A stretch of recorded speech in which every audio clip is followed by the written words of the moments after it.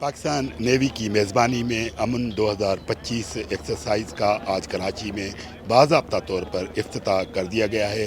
Pakistan navy की जानिब से ये अमन की एक्सरसाइज 2007 से मुनक्किद की जा रही हैं।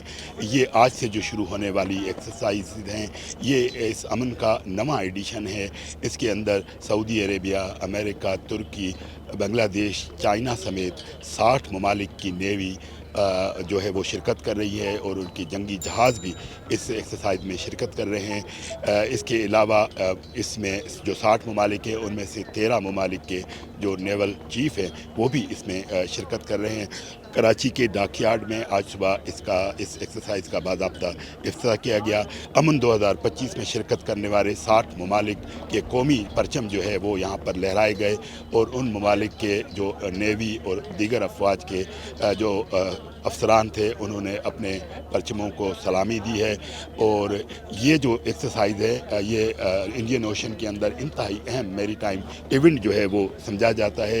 ये इंडियन ओशन के अंदर क़ज़ा की इंसानी असम्बलिंग और मंशियात की असम्बलिंग को रोकने और अमन के क़याम के लिए जो है वो मुनक्किद की जाती हैं और 2007 से मुसलसल हो रही है। ये आज 7 फरवरी से शुरू हुई हैं और 11 फरवरी तक जारी रहेंगी और हम आपको गाहे बगाहे इस पर अपडेट करते रहेंगे।